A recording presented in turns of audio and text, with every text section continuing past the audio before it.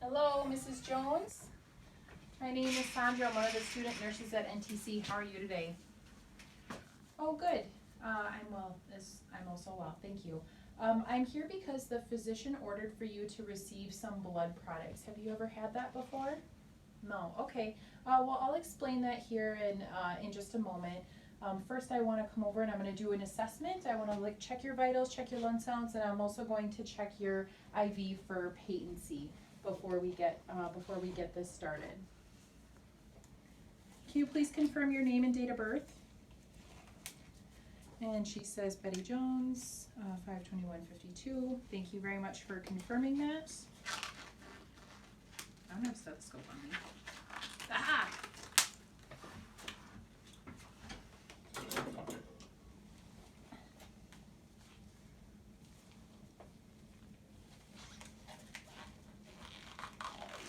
Okay, so I'm going to listen to her lung sounds on the front and the back and in 10 or more places, apexes, and around the back. Lung sounds are clear. I'm going to check a blood pressure, pulse, temperature, and heart rate. I'm going to set this back up here. So I have assessed my vital signs. I'm now going to check placement of my IV. Here we go. And I have a 20 gauge in the right forearm, which is compatible for receiving blood products. I'm ensuring that all air bubbles are out of my flush. And I'm going to cleanse the site for 30 or more seconds, or according to agency policy. Throw that in the trash that's right next to me. Remove the cap. Attach the saline. Unlock it. And I have some blood return, and it is flushing well, so I know that my IV is patent. Do you have any allergies to anything, Mrs. Jones? No? Okay, great. So I've already confirmed on the MAR that there is an order for blood. The blood products are here, and I can't leave them out for more than 30 minutes.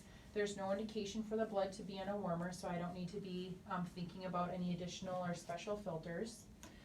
So I already have my consent, and there was a note in the MAR that indicated the patient has been educated and they have signed the information.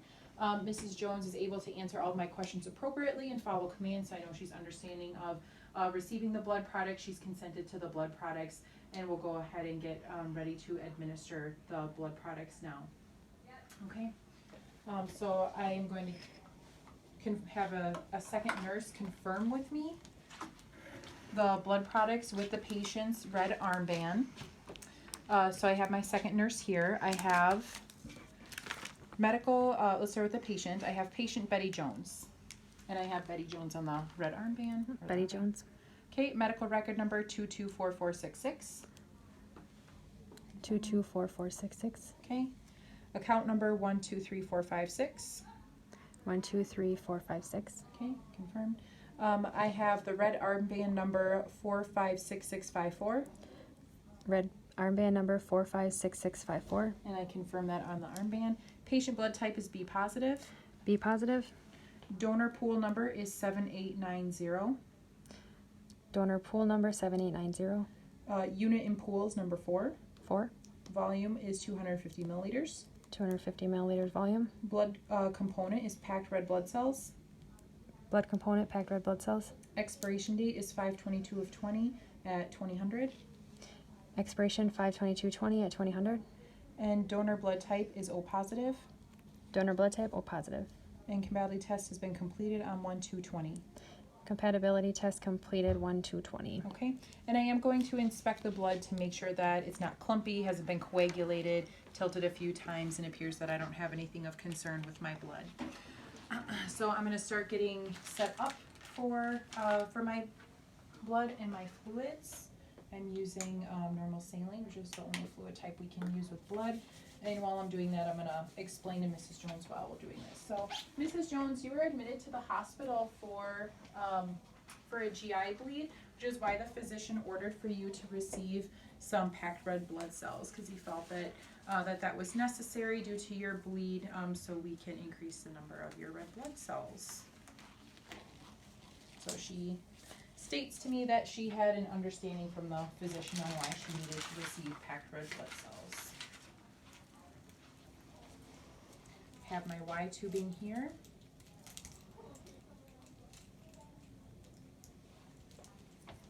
I'm going to first connect my fluids to one port of the Y tubing.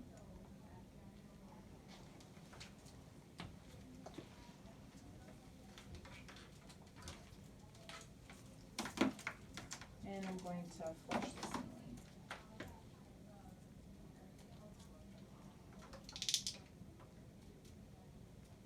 And just making sure that there are no air bubbles in any of my tubing. So I'm visibly inspecting and making sure that there are no air bubbles, and then I will clamp that. I'm going to make sure that my fluid level is above the filter, so no red blood cells are damaged as they're dropping into the filter or onto the filter. And then I'm going to clamp my normal saline.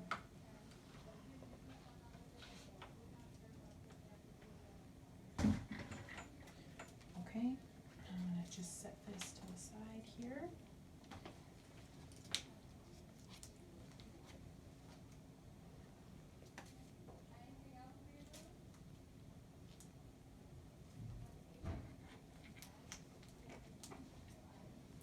So Mrs. Jones, as we're administering this blood, I will be here for the first 15 minutes because I'm going to check your vital signs again after 15 minutes. Now I'm going to hold on to the end of this to make sure that my blood is primed through all of the tubing. So right now that's what I'm doing, is priming the blood. So I want you to let me know if you feel anything different, like any pain anywhere, shortness of breath, itchy, redness, or I'll be observing you for redness, but anything that just feels funny. What we're watching for is a transfusion reaction, which is pretty unlikely, but it is possible. So we just want to make sure that you don't have any likelihood of a transfusion reaction.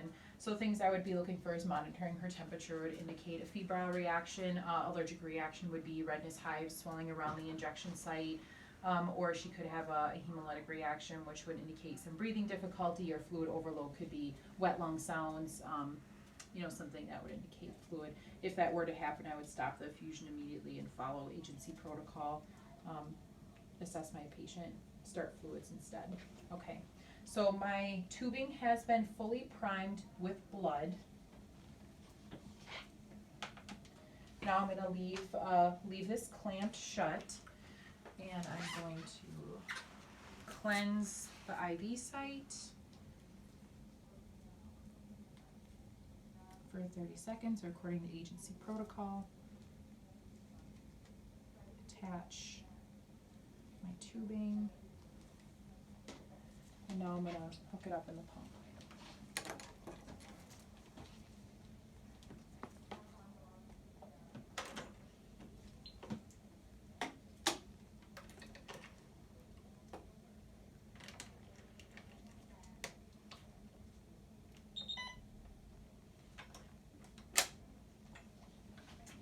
Patient, yes, and now I'm going to look for my blood product, which is red blood cells.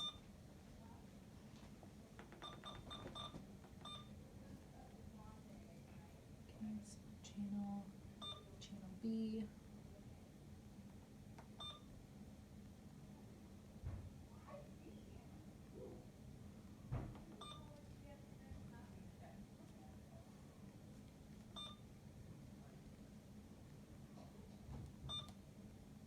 Blood, red blood cells. Red blood cells was selected, that is correct. My rate is going to be at 50 milliliters an hour. And my volume to be infused, I have 250 milliliters. So I'm going to go just slightly under to make sure that it doesn't dry out the line. Okay, hit start. Make sure everything is unclamped and open. Only my blood is open, the normal saline stays clamped. And I'm going to watch to make sure everything is running appropriately. And again, I'll continue to be here for the next 15 minutes to watch for any possibility of a transfusion reaction, monitoring my site, making sure I don't see any redness, swelling, signs of infiltration, that my patient is responding appropriately. And after 15 minutes, I would reassess their vital signs. And after 15 minutes, then I can step out and come back in and just let the blood products run. So we're gonna time lapse and say that it has been, that my infusion is now complete. So I'm going to stop this one, or it's already beeping at me, so we're gonna say that this one has been stopped.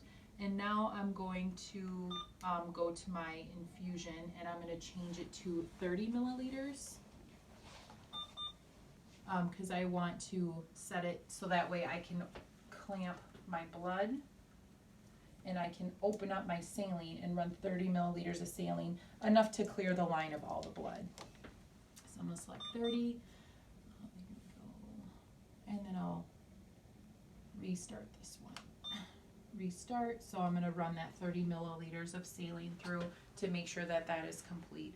So once that's complete, and we'll time lapse forward and say that is complete, then I will disconnect all my blood tubing, discard it in the biohazard bag, disconnect and waste everything according to agency policy. I'm gonna continue to reassess my patient for any possibility of transfusion reactions.